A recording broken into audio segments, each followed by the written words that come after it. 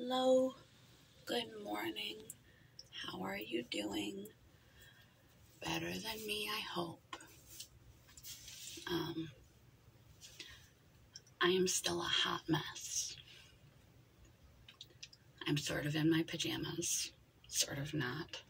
I don't feel well, so I feel like being comfortable. This is one of those things that is, do as I say, not as I did. It's easy to see things in retrospect. But by then it's too late. It's really important. We have all these fancy medical procedures that can be done now. All these pills that can be prescribed. I don't need to watch what I eat, watch my cholesterol. They can prescribe me a statin if it gets too high. I don't need to take care of myself if I am unflexible or don't watch my diet and I get diabetes type 2. They can give me pills or insulin for that. There's a treatment for it. If I get osteoporosis and I fall and break my hip, they can build me a new one. The age of modern medicine.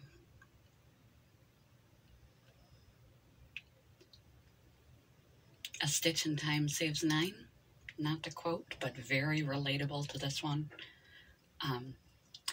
We are drawn to comfort and immediate gratification to avoid discomfort and pain. It's hard to motivate ourselves to do that which is unpleasurable, unsatisfying, discomfort in the immediate for long-term gain, for long-term gratification, to do the right things right now that aren't fun, that take work and effort and mild discomfort for the long-term payoff. But it's also been said that if you do what is easy now, your life will be hard. If you do what is hard now, your life will be easy. There was a podcast I was watching, and they talked about the difference between cows and buffaloes when a storm is approaching. The cows see the storm on the horizon,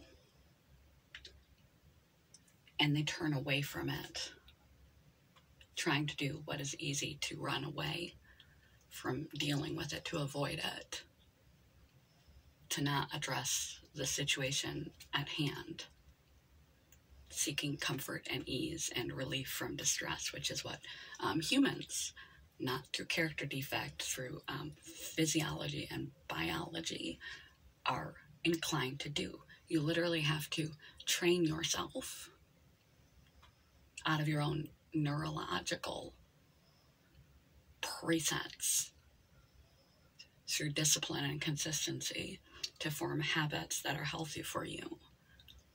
The cow will run from the storm, and the storm approaches, and eventually the storm catches up with the cow, and the cows just keep running through the storm until they hit a fence, and eventually the storm goes over them.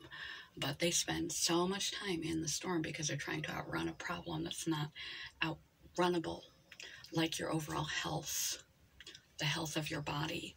Yes, we have all these pills and these meds and these surgeries. How many pills, meds, and surgeries do you want to have in your life, really? And medicine only can do so much, and it comes with side effects and risks. And there will come a point when, yes, we have longevity now, but it's not about lifespan, it's about health span. How many years do you want to spend suffering versus living? Age is just a number, only determined by the quality of your body, your physical health. At the end of your life, in those later years, do you want to be here 20 extra years in agony, suffering, feeble, fragile, unable to care for yourself? Or do you want to be able to pick up your grandkids? Do you want to be able to bend over and tie your shoes? Do you want to be able to carry a bag of groceries upstairs? Do you want to be able to stand in the shower and wash your own hair and bathe yourself and care for yourself?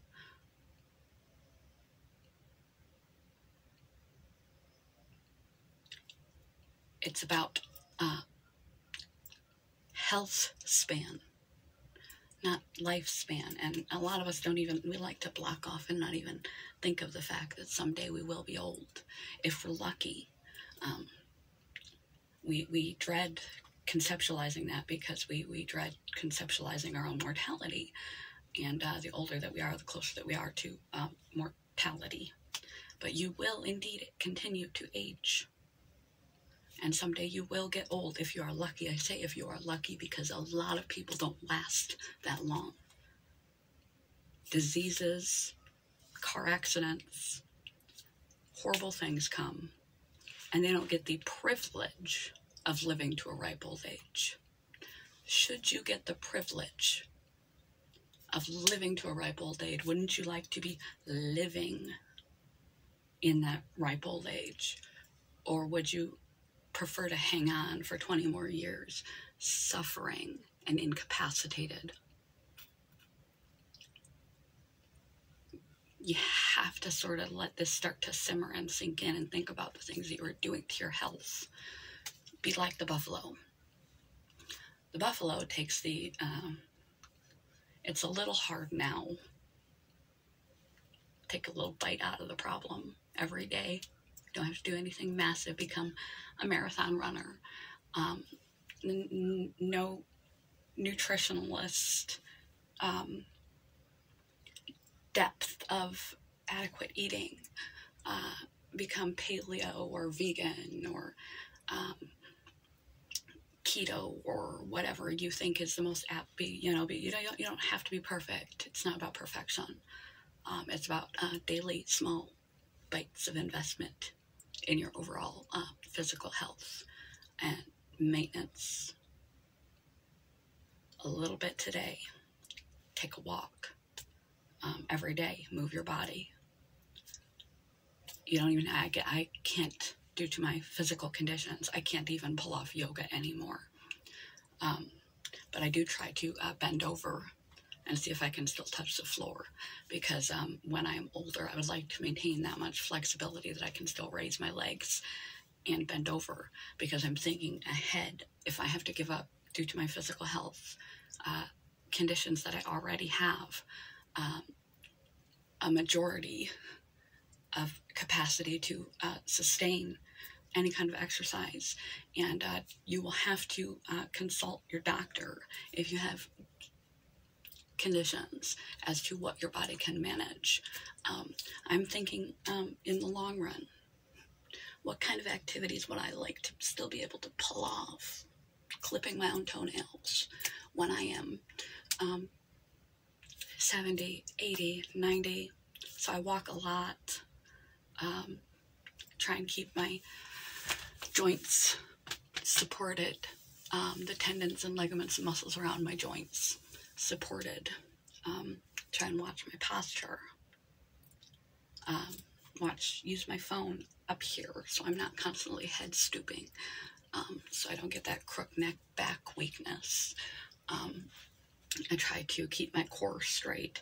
I try to do things like bend over and raise my legs high and bend over so I can clip my own toenails, reach over to touch the floor, so that I maintain strength and flexibility in my back so that I could bend over and pick things up for myself.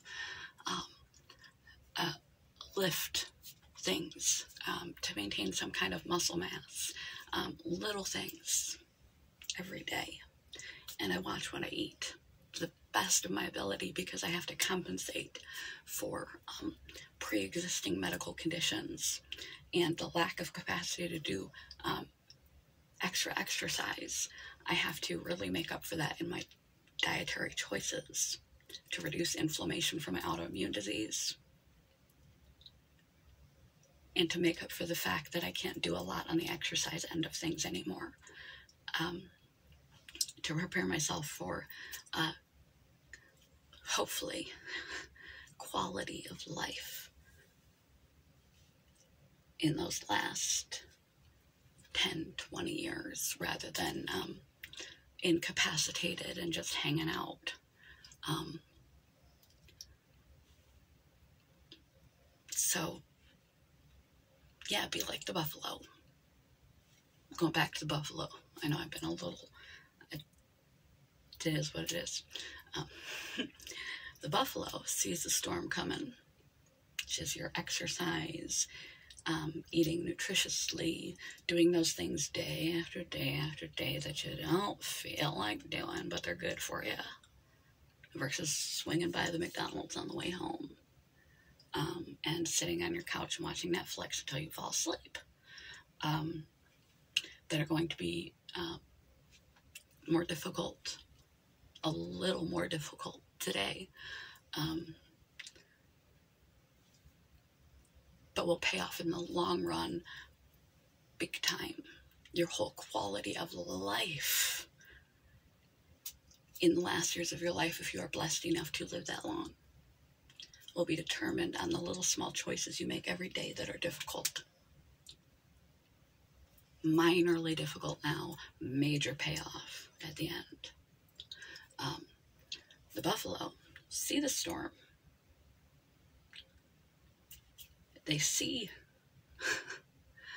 the implications down the road, the long-term gratification, the fact that if they do what is difficult now, their life will be easier, because you're going to have problems either way. What kind of problems do you want?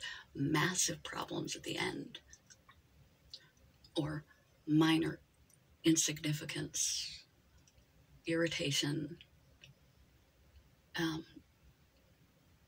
difficulties now, over time. It's all hard. Pick your heart.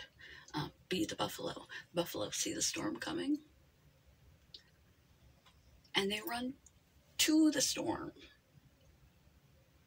They see the problem ahead, and they run directly into the problem. They address the problem at the time, right in front of them. And because the storm is going this way, they're going this way. They run right through the storm. They're not getting away from the storm. Neither you nor I, the cow or the buffalo, are getting rid or through the storm of health span.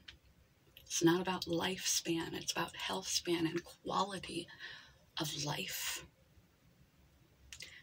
Physical suffering is a special sort of suffering. You get one body. How many cars you go through in a lifetime? Things break down if they're not maintained. And you get just one. You can't go in and get new parts or trade it in for a better body. Once you develop a condition, you are dealing with that condition your entire life. And you can work around and with conditions, but a free medical procedure comes with risk. Everyone adds up. Inflammation and trauma to the body, it all adds up.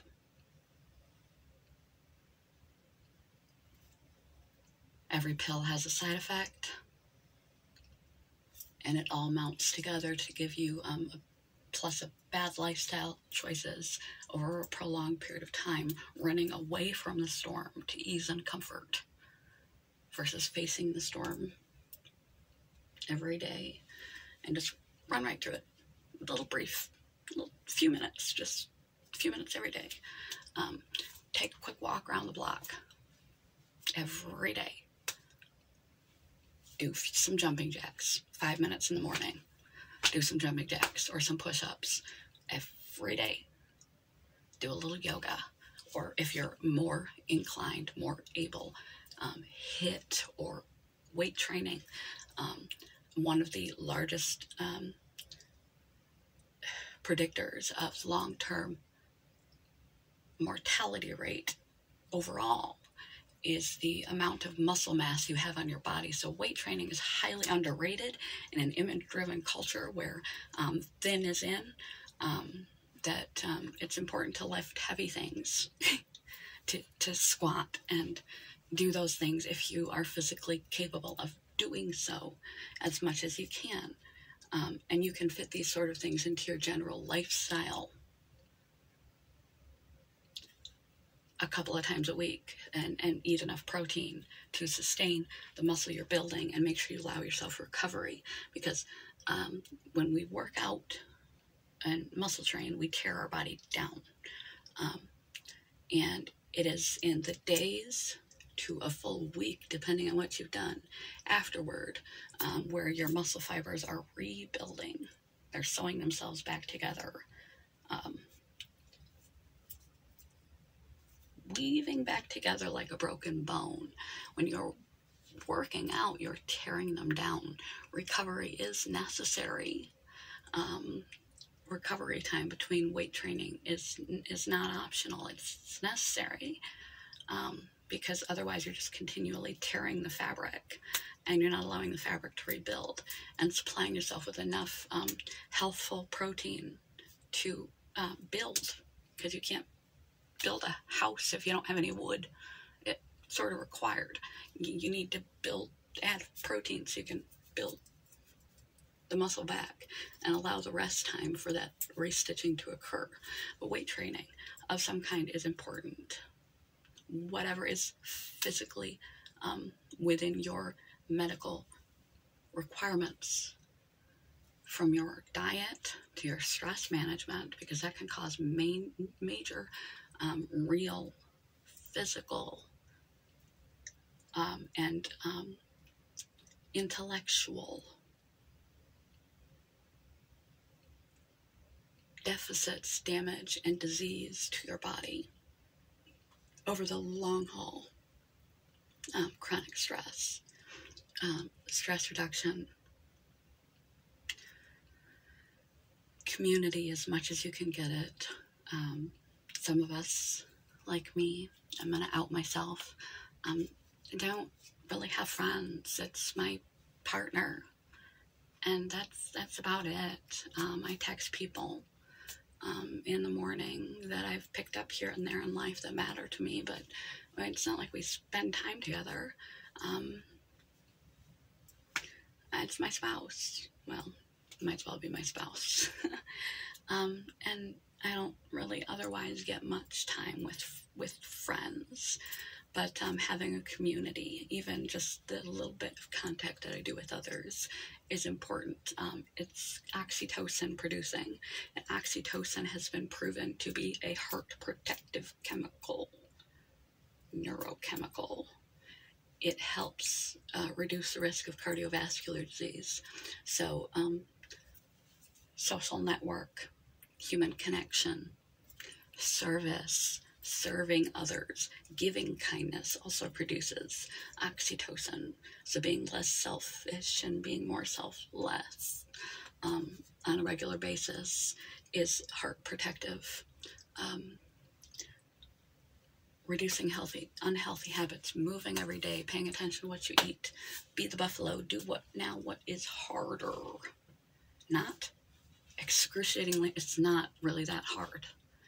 It's common sense, and you don't have to, like I said, be a marathon runner or go completely clean eating, just make better choices.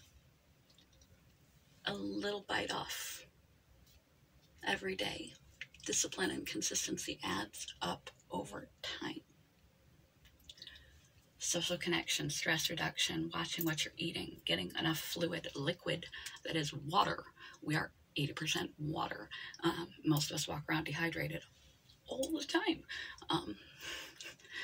Learning a little bit, enough about diet and nutrition that you can prevent diabetes type 2, that you can prevent high cholesterol. Some of these things are influenced by genetics, but there is epigenetics. Genetics is what you are born with, your risk of a bundled little tight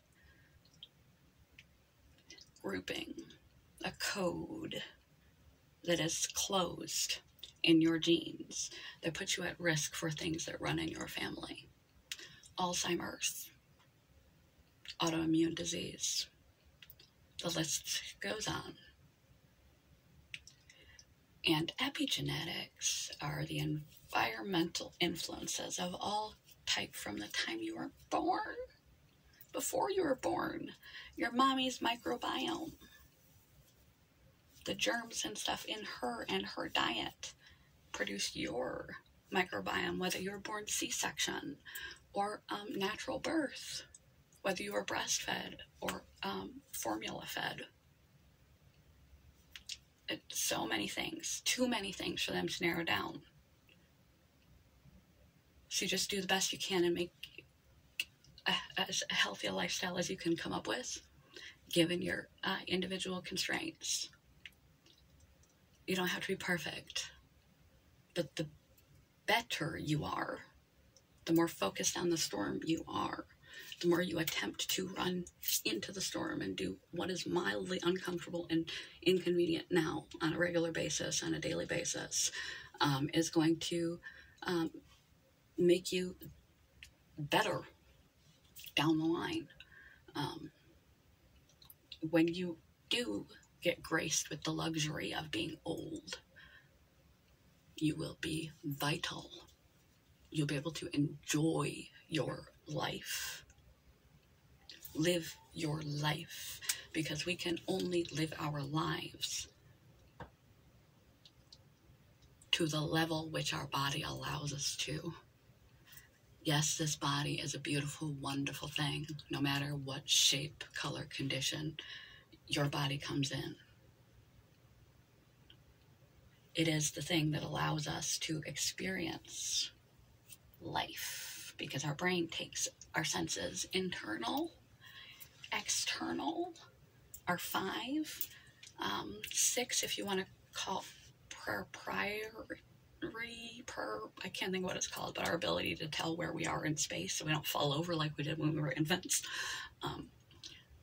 That's a sense. And our insight, intuition, signals from our body, signals from the external and internal that give us clues, to gut instinct. It is the thing that allows us to live.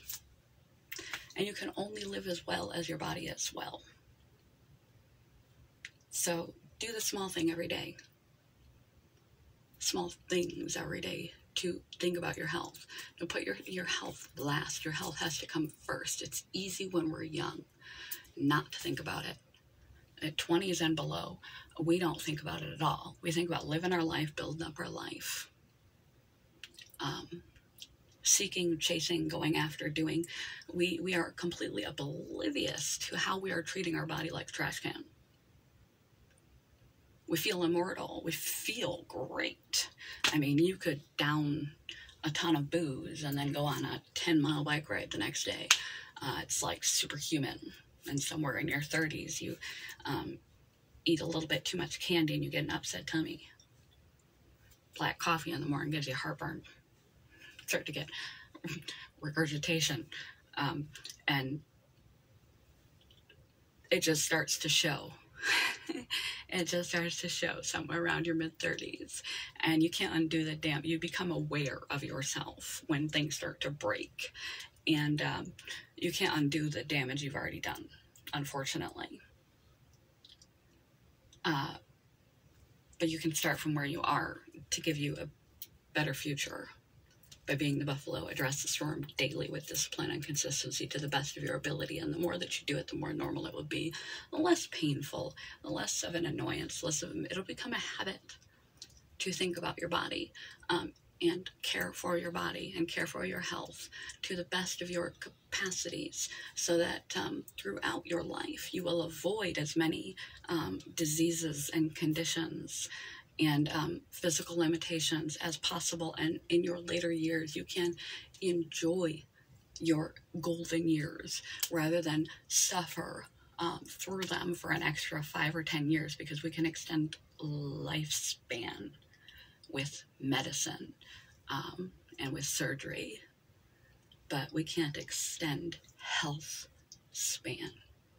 We can extend your suffering another 5 or 10 years if you completely neglect your body. I have conditions already, and they came overnight. And I said, do as I say, not as I do. I didn't. I mean, I was somewhat conscious of my body, but not enough. I certainly wasn't conscious of my stress. I wasn't conscious enough of my diet. I did damage through my eating disorder. My desire to be thin. I wasn't thinking about my future. I didn't care if I had a future. I was so depressed. The dysfunction in my emotional calibration and my priorities and my desire to fit in, my body dysmorphia, my self-hatred, my hatred of my body, my level of stress. I have autoimmune disorders. In my mid-30s, like overnight, a litany of things happened that now I have to live with for the rest of my life. Don't be like me.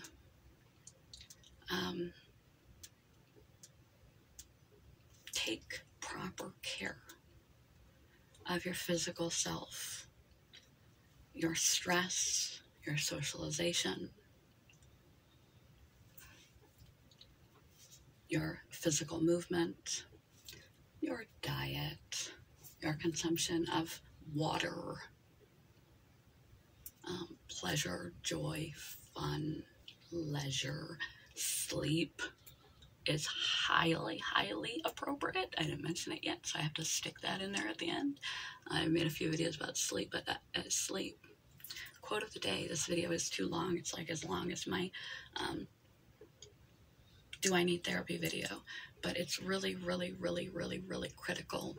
Once something breaks, it's broken forever. And trust me, as someone who now has to deal with chronic health conditions, it touches every area of my life. I can't trade it in and get a new body. I now have to live in the constraints of this broken system that causes me pain every day, all day long, exhaustion every day, all day long. It's like a special kind of hell to be trapped in a broken body. Prevention.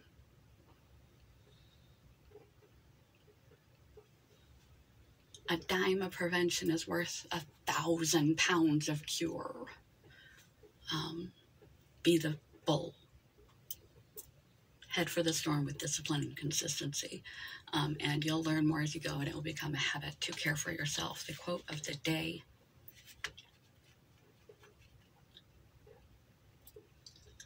Time